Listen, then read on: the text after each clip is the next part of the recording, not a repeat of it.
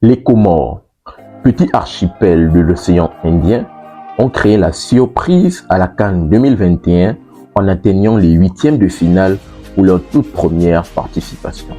Avec pour capitale la ville de Moroni et une toute petite population d'environ 900 000 habitants, le Comore a sa propre langue officielle, le comorien, pays musulman dont il parle aussi l'arabe et le français pour langue du colonisateur. Malgré des moyens modestes, les Colonchos ont conquis le cœur de leurs supporters par leur courage et leur jeu collectif. Ce pays continue de créer son histoire sur la scène continentale, l'une des plus belles récentes du football africain. Bienvenue pour notre troisième épisode En route pour la CAN. Dans cette vidéo, on va s'intéresser à la sélection comorienne des Colonchos. On va voir, bien si vous connaissez le procédé, on va voir l'historique des Comores à la CAN. On va également voir leur effectif actuel. On va également donner en fin de vidéo mon avis pour savoir quelles sont les ambitions de la sélection comorienne à la CAN. Qu'est-ce qu'ils rêvent de faire à la CAN? On verra bien évidemment dans cette vidéo. C'est la vidéo qui suit déjà les précédentes sur lesquelles on est revenu sur le Botswana, le Zimbabwe. On est revenu sur pas mal, bien sûr, de sélections déjà dans notre quatrième épisode de notre série de vidéos En route pour la CAN. On va se projeter dans une prochaine vidéo pour voir également la sélection tanzanienne. Donc les gars, accrochez-vous, activez la cloche de notification pour ne manquer aucune de mes sorties. Sans plus tarder, on se plonge très rapidement dans le premier point pour voir l'historique de cette sélection comorienne à la CAN. Pour parler de l'historique de la sélection comorienne à la CAN, on va déjà commencer par voir déjà au niveau des participations. Et pour parler des participations, c'est seulement une seule participation pour la sélection comorienne à la CAN. Et la dernière participation, elle est tout récente. Elle date de 2021 seulement, pendant la CAN du côté du Cameroun. Et pour une première participation, je l'ai dit dans mon introduction, pour une première participation, la sélection comorienne a pu atteindre les huitièmes de finale. C'est vraiment exceptionnel. Vraiment, il y a très peu de nations qui ont fait pour une première participation ce que cette équipe comorienne a pu réaliser. Voilà pourquoi, bien sûr, je dis qu'elle est en train de créer l'une des plus belles histoires actuellement du football sur le plan continental. Donc cette équipe comorienne est une équipe courageuse et combatteuse. On a pu l'observer pendant la CAN du côté du Cameroun. C'était incroyable. Il faut le dire, cette équipe comorienne s'est juste inscrite au niveau de la FIFA juste en 2005. C'est une équipe vraiment très récente au niveau du football africain. Vraiment, depuis 2005, avant 2005, le Comore n'existait même pas. Et n'existait même pas sur le plan footballistique. Elle n'était même pas enregistrée au niveau de la FIFA. C'est juste en 2005 que le Comore a commencé à s'affilier au niveau de la FIFA. Et là, actuellement, elle occupe un rang sur le plan mondial de 119e et sur le plan continental de 31e. C'est incroyable pour cette équipe comorienne. Et pour revenir d'ailleurs en parlant de la CAN de 2021, l'une des victoires majeures d'ailleurs qui a permis à cette équipe comorienne de se qualifier en huitième de finale pour la CAN, c'est la victoire prodigieuse face au Ghana. La dernière victoire, parce que la première victoire dans le groupe du Comore pendant la CAN était composé du Gabon, du Maroc et cette équipe du Ghana. Le Maroc, je pense, oui. Gabon, Maroc, Ghana. Donc, cette équipe comorienne a tapé, s'est fait battre par le Gabon, s'est fait également battre par le Maroc, mais heureusement, elle a obtenu sa dernière victoire face à cette équipe du Ghana, 3-2, qui lui a permis de décrocher ses 3 premiers points à la CAN. De 1, sa première victoire, de 2, ses premiers points à la CAN, de 3, sa première qualification, vu qu'on prenait les 4 meilleurs troisièmes, de décrocher son ticket de qualification pour les huitièmes de finale.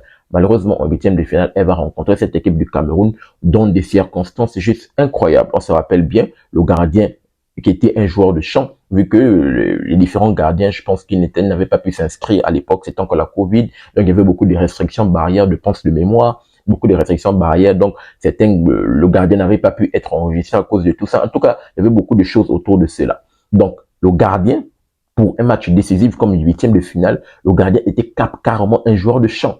On se rappelle bien qu'il n'avait même pas des réflexes, c'était compliqué même pour arrêter les ballons. Il a rencontré le Cameroun, pays hôte. Dans un match, ils ont été courageux quand même. Je pense qu'ils ont perdu 3-1 ou 2-1, un truc de ce genre.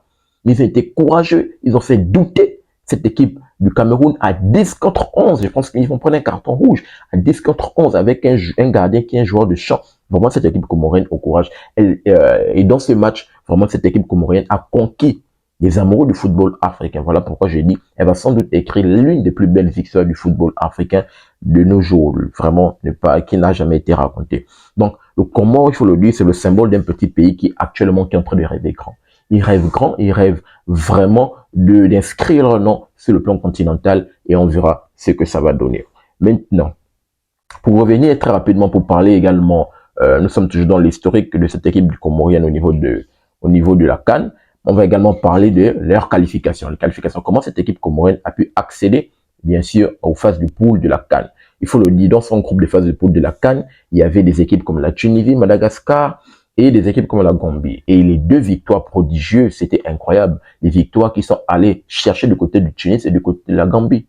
Ils sont allés chercher une victoire à Tunis 1-0, sachant que pour gagner la Tunisie chez elle, c'est compliqué. La Tunisie est réputée sur le continent comme le cadenaccio, l'équipe italienne.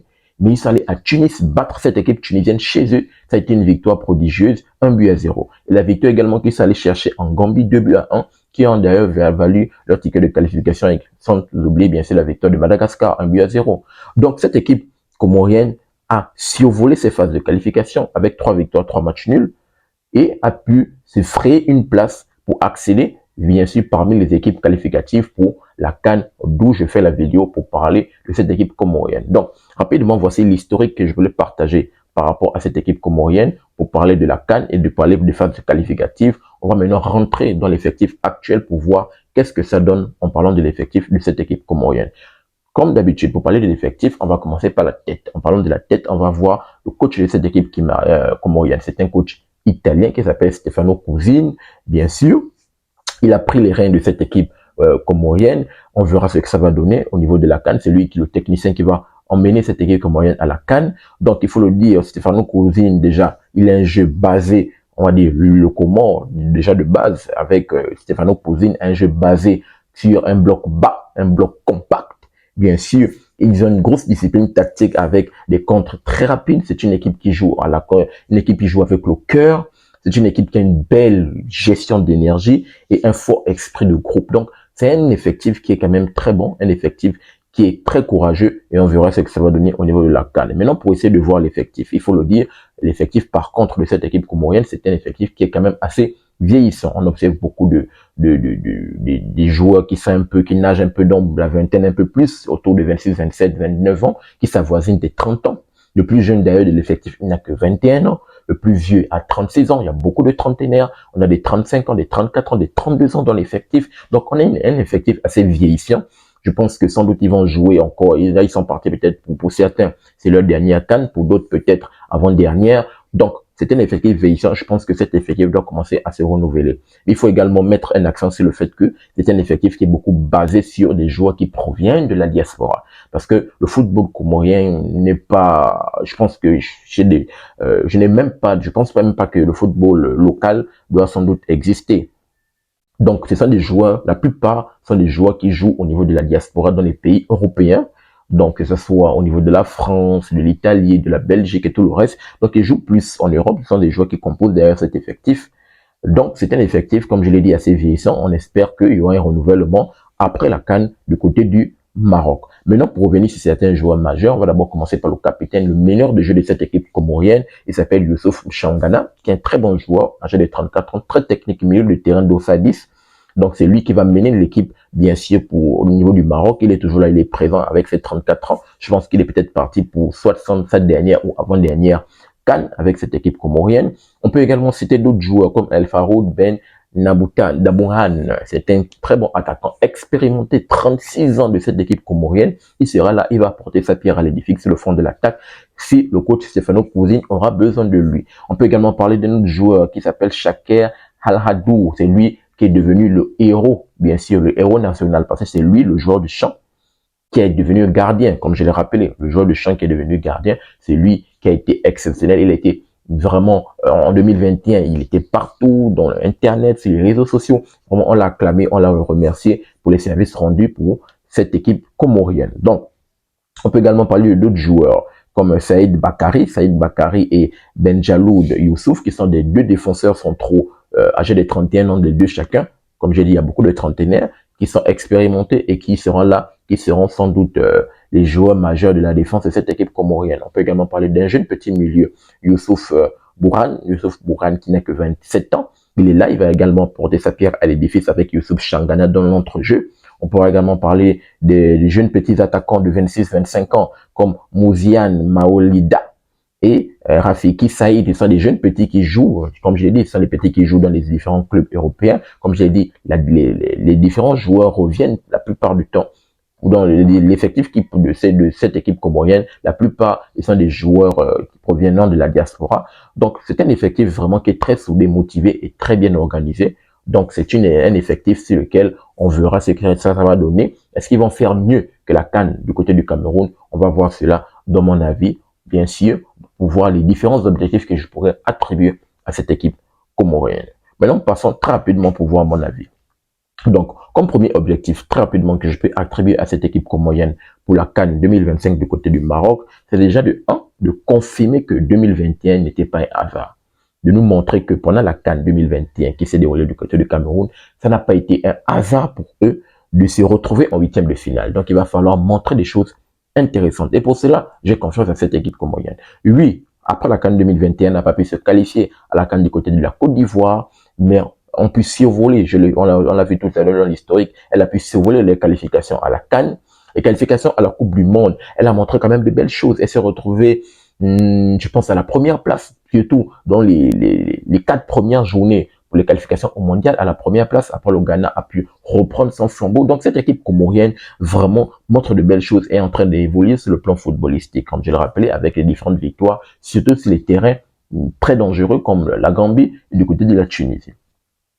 Donc, premier objectif, c'est cette équipe comorienne qui doit nous montrer que pendant cette CAN 2025, pour leur deuxième participation, elle doit nous montrer que, bien sûr, la CAN 2021 n'est pas un hasard. Et pour montrer cela, il va déjà falloir sortir de la phase de poule, faire mieux que la CAN 2021.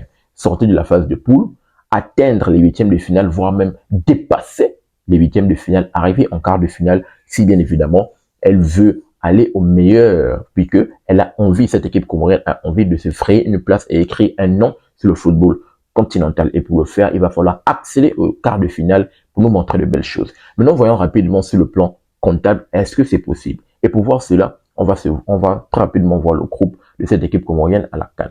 Le Comore, lorsqu'on essaie de checker, le Comore se retrouve dans le groupe A, dans le groupe avec le pays hôte, avec le Maroc, le Mali et la Zambie. Très dangereux. Un groupe très dangereux et très lourd. Cette équipe comorienne, est-ce qu'elle a les chances de pouvoir s'en sortir de ce groupe? Déjà avec le Maroc, ça va être compliqué. Le Maroc est à la maison. Le Maroc, c'est le premier au classement FIFA. Vraiment, le Maroc réalise un football, si ce n'est la plus grande nation sur le continent actuellement, quand même demi-finaliste du mondial. Donc, une victoire face au Maroc serait vraiment prestigieux. Il va écrire un nom pour l'équipe comorienne, mais je pense que ça va encore être la marche un peu plus haute. Déjà, un match nul serait déjà quelque chose de louable pour cette équipe comorienne face au Maroc. Le Mali, c'est une très belle génération. Très jeune génération, mais très belle génération qui a montré de belles choses. Je tiens à rappeler qu'elle a été quart finaliste pendant la dernière édition de la CAN du côté de la Côte d'Ivoire, mais nous montre quand même de belles choses. C'est une équipe qui a l'habitude de sortir de la phase de poule. Donc, battre cette équipe malienne serait également quelque chose d'exceptionnel pour cette équipe comorienne et ce ferait également une place pour les huitièmes de finale. Maintenant, face à la Zambie, je pense que c'est là où les Comores doivent mettre plus leur énergie, même si la Zambie également n'est pas une petite nation. La Zambie, quand même, faut le dire, c'est l'une des nations qui a remporté également cette édition de la CAN en 2012 avec Hervé Renard. Donc la Zambie également est là, elle est présente. On va bien évidemment arriver sur la Zambie très prochainement dans nos vidéos pour voir ce que ça donne également. Donc, je pense que pour ce groupe, les Comores ont vraiment une poule assez compliquée avec le Maroc, pays hôte, le Mali et la Zambie. Mais pour nous montrer que, pour confirmer que 2021 n'a pas été quelque chose de hasardeux, il va falloir vraiment surclasser cela. Et si les Comores arrivent à sortir de ce groupe, même en finissant meilleur troisième, je pense que ça va être quelque chose d'exceptionnel. Mais arrivant en quart de finale, je pense que pour moi, si ils accèdent les quarts de finale, ils auront réussi leur CAN. Même en accédant au huitième de finale, pour ma part, ils auraient réussi leur CAN parce qu'ils auraient montré que 2021 n'a pas été un hasard. Parce que ce groupe, il faut quand même le dire, pour la petite équipe comorienne, est quand même assez relevé. Mais on verra ce que ça va donner. Donc, voici rapidement ce que je voulais attribuer, partager avec vous dans cette vidéo. Il faut que cette équipe comorienne continue de toujours faire vibrer la diaspora et de montrer que le petit ne veut pas être des faibles. C'est ce qu'ils ont vraiment à cœur, ce qu'ils ont vraiment envie. Et on verra ce que ça va donner pendant la CAN 2025 du côté du Maroc. J'aimerais vous entendre dans les commentaires par rapport à la sélection de cette équipe comorienne. Pensez-vous qu'ils peuvent le faire? Pensez-vous qu'ils peuvent surclasser, s'envoler dans ce groupe? Ils peuvent se qualifier, se frayer une place en huitième de finale, voire même accéder les quarts de finale? Je vous attends dans les commentaires pour avoir votre avis et votre opinion. N'oubliez pas de vous abonner, de liker, mais surtout activer la cloche de notification pour ne manquer aucune de mes sorties.